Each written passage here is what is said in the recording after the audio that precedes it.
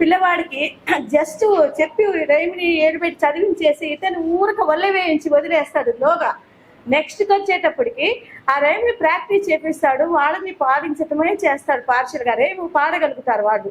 ఇంకోటి ఇక్కడ third one teacher ఏం చేస్తా అంటే ఎక్కడ ఒక లైను తను చెప్పినప్పుడు ఆ లైన్ ఎక్కడుందో వాళ్ళు ఎలా చెప్తారంటే గ్రాఫికల్గా చెప్తారు.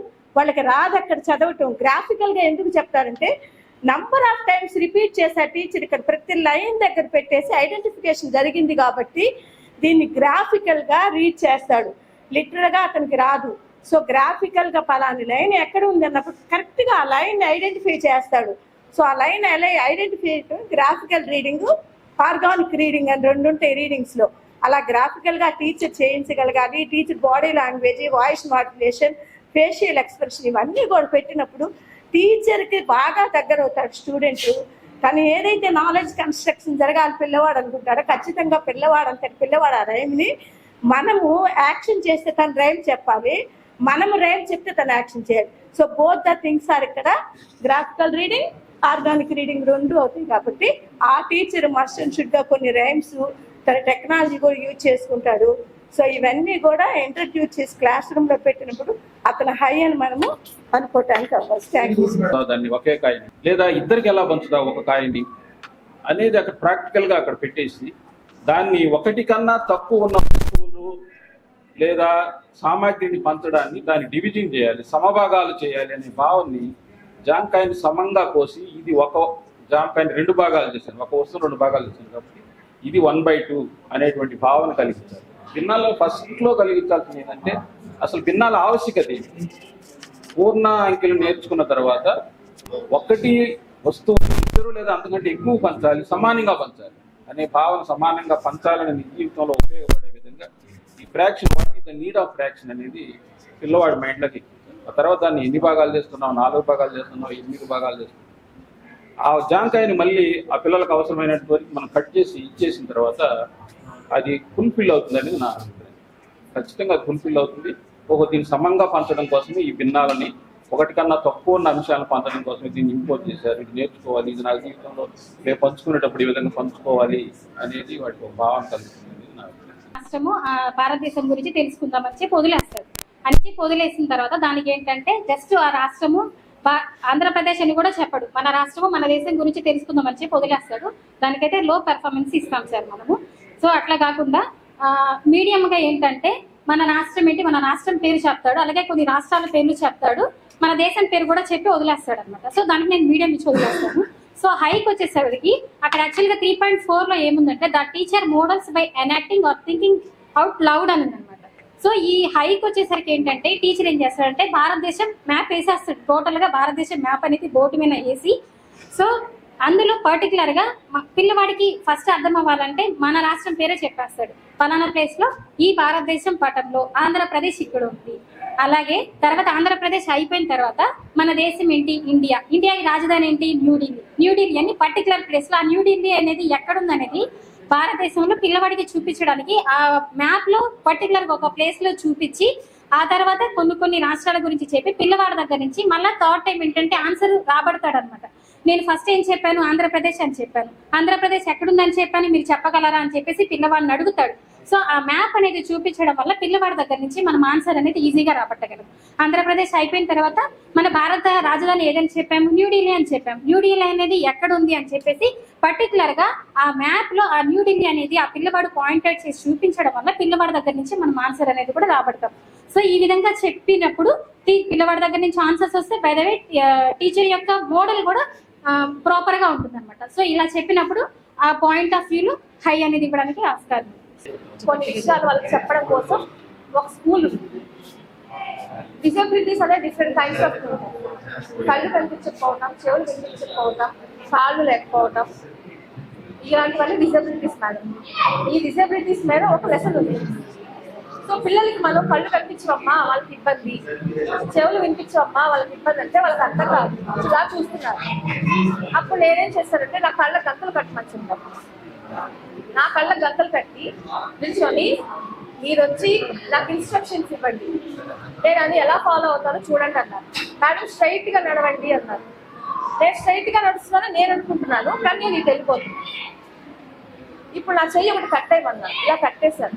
ఇప్పుడు నేను నా బ్యాగ్, నా వాటర్ బాటిల్, నా బుక్స్ అన్ని ఒక హ్యాండ్తో పట్టుకోవాలి.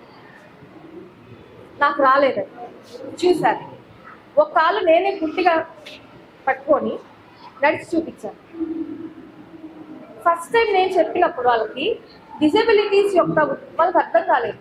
కళ్ళు కనిపించకపోవడం వల్ల ఉండే నష్టం ఏంటి, కాళ్ళు లేకపోవడం వల్ల నష్టం ఏంటి వాళ్ళకి అర్థం కాలేదు. అలా చూస్తూ ఉన్నారు.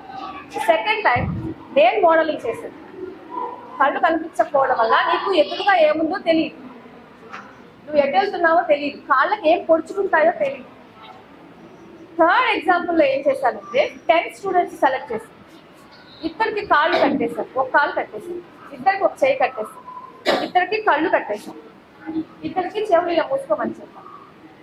ఒక్కో ఇన్స్ట్రక్షన్ ఇస్తుంటే కాళ్ళు నడవలేని వాళ్ళు ఏం చేస్తారు, కుంటుతూ నడవాల్సి వచ్చింది. అప్పుడు వాళ్ళకి కాళ్ళు లేని వాళ్ళకి ఉండే ప్రాబ్లం అర్థమైంది. చెయ్యి కట్టేసినప్పుడు ఒకే హ్యాండ్తో అన్ని వర్క్స్ చేయలేమని వాళ్ళకి అర్థమైంది. కళ్ళు కట్టేసినప్పుడు ఇచ్చే ఇన్స్ట్రక్షన్స్ వాళ్ళు ఫాలో అవ్వలేరని అర్థమైంది. ఈ థర్డ్ స్టెప్లో మోడలింగ్ ద్వారా పిల్లలు నెక్స్ట్ మేడం మేము ఈసారి మేము అందరం చేస్తాం మేడం, ఇది ఎవ్రీడే ఒక్కొక్కటి చేద్దామని చెప్పారు.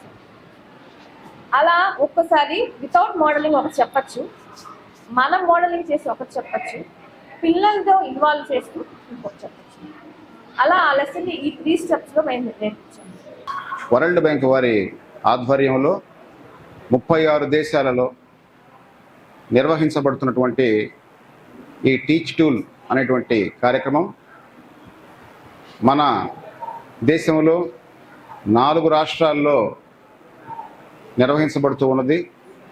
మన ఆంధ్రప్రదేశ్లో దీనిని సాల్ట్ అనేటువంటి నామకరణం చేసి 9 రోజుల టీచ్ టూల్ శిక్షణా కార్యక్రమాన్ని కందుకూరులోని జిల్లా పరిషత్ బాలుర ఉన్నత పాఠశాలలో డివిజన్ స్థాయిలో 7 మండలాల నుంచి ఎవరైతే అబ్జర్వేషన్ని నిర్వహించాలో వాళ్ళందరినీ కూడా ఇక్కడికి పిలిపించి 7 మండలాల వారికి కూడా 9 రోజుల శిక్షణా కార్యక్రమాన్ని ఇవ్వడం జరుగుతుంది.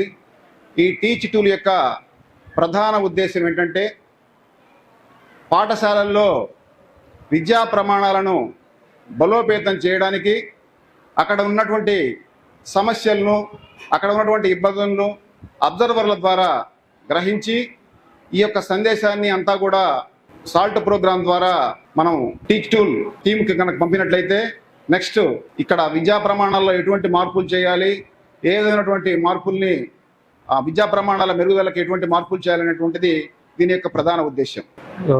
వెరీ గుడ్ మార్నింగ్ సార్ అందరికీ. నా పేరు షేక్ షకీల్. నేను నెల్లూరు జిల్లాకి teach tool and TPD teacher professional development district కోఆర్డినేటర్గా చేస్తున్నాను. అండ్ ఈ టీచ్ టూల్ ట్రైనింగ్స్ అనేవి ఏపీ సాల్ట్ ప్రాజెక్ట్ అంటే సపోర్టింగ్ ఆంధ్రాస్ లెర్నింగ్ ట్రాన్స్ఫర్మేషన్ అని ఏపీ సాల్ట్ ప్రాజెక్ట్ కింద ఒక ప్రోగ్రామ్ అనమాట టీచ్ టూల్ అనేది. ఇది వరల్డ్ బ్యాంక్ ఫండింగ్ చేస్తున్న ఏపీ సాల్ట్ అనే ప్రాజెక్ట్ నుంచి తీసుకోబడింది. ఒక టీచ్ టూల్ ఏంటంటే 9 రోజులు వీళ్ళకి అబ్జర్వర్స్గా ట్రైనింగ్ ఇస్తాం అనమాట. వీళ్ళు టీచర్ మెంటర్స్గా, తర్వాత వీళ్ళు వెళ్ళి ఒక టీచర్ని అబ్జర్వ్ చేస్తారు. ఒక వారంకి వచ్చేసి ఒక 2 టీచర్లను అబ్జర్వ్ చేస్తారు. సో ఈ టీచ్ టూల్ 9 రోజులు మనము ట్రైనింగ్ ఇస్తాం అనమాట. ఈ 9 రోజుల్లో టీచర్ని టీచ్ టూల్ ప్రకారంగా మనం ఎలా అబ్జర్వ్ చేయాలి, ఎలా అబ్జర్వ్ చేసిన తర్వాత అతనికి స్కోరింగ్ ఇవ్వాలన్నమాట. సో ఆ స్కోరింగ్ని బట్టి ఏమవుతుందంటే ఈ 9 రోజులు వీళ్ళు స్కోర్ ఇచ్చిన తర్వాత దాన్ని మేము అనలైజ్ చేసి దాని ప్రకారంగా టీచర్కి ఇంకా ఎక్కువ ఇంప్రూవ్మెంట్ కావాలి, ఎక్కడ ఇంకా మనం హెల్ప్ చేయొచ్చు, ఎక్కడ ఇంకా అతన్ని పుష్ చేయొచ్చు, దాన్ని బేస్ చేసుకొని మనం టీచర్ రిసోర్స్ బుక్స్ కానీ గైడ్ బుక్స్ కానివ్వండి, వాళ్ళకి టీచర్ ప్రొఫెషనల్ డెవలప్మెంట్స్ మీద ఎట్లాంటి కోర్సెస్ కావాలి ఆ కోర్సెస్ అనేవి మేము డెవలప్ చేస్తాం అనమాట. సో ఈ 5 ఇక్కడ నెల్లూరు జిల్లా వరకు మొత్తం స్టేట్ వైడ్గా చూసుకుంటే మొత్తం 10,000 మంది అబ్జర్వర్స్ని మనము ట్రైనింగ్ చేస్తున్నాము ఈ స్పెల్లో. ఇది 3వ స్పెల్ అనమాట, 3వ ఫేజ్ అనమాట. ఫస్ట్ స్పెల్ సెకండ్ ఫేజ్ అయిపోయింది, ఇది 3వ ఫేజ్. 3వ ఫేజ్లో మన నెల్లూరు జిల్లా వరకు 5 వెన్యూస్ అనమాట. నెల్లూరు, కందుకూరు, కావలి, ఆత్మకూరు డివిజన్స్లో 554 మందిని మనం ట్రైనింగ్ ఇవ్వడం జరుగుతుంది. ఈ 554 మంది ఎవరైతే అబ్జర్వర్స్గా ట్రైనింగ్ తీసుకుంటున్నారో వీళ్ళందరూ వెళ్ళి ఒక్కొక్క అబ్జర్వర్ వచ్చేసి 15 మంది టీచర్లను అబ్జర్వ్ చేస్తారనమాట. ఒక్కొక్క టీచర్ వెళ్ళి అబ్జర్వ్ చేసిన తర్వాత ఆ 15 మంది టీచర్లు అంటే ఇప్పుడు నెల్లూరు డిస్టిక్లో ఉన్న ప్రతి ఒక్క టీచర్ కూడా ఒక అబ్జర్వర్కి మ్యాప్ అయ్యేటట్లు మనం ప్లాన్ చేశాము.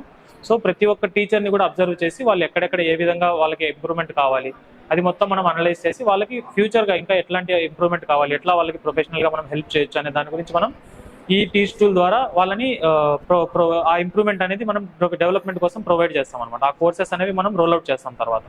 సో ఇది ఇక్కడ కందుకూరు డివిజన్లో వచ్చేసి ఇక్కడ ఈ రోజు మామూలుగా 84 మెంబర్స్కి మనము ట్రైనింగ్ ఇవ్వడం జరుగుతుంది 2 వెన్యూస్లో. ఎంటీస్ని మనం కూడా ఇప్పుడు ఎవరైతే ట్రైనింగ్ ఇస్తున్నారో, ఆర్పీస్ ఎవరైతే ఉన్నారో వాళ్ళని కూడా మనం విజయవాడకు పిలిపించి ఒక 5 days ఇంటెన్సివ్గా వాళ్ళకి ట్రైనింగ్ ఇవ్వడం జరిగింది. ఈ ట్రైనింగ్ ఎలా ఇవ్వాలి, ట్రైనింగ్లో ఏమేమి చెప్పాలి, ఎట్లా ఉండాలి ఏంటనేది. సో ఈ డెక్ మొత్తం మనం ప్రిపేర్ చేసేసాము.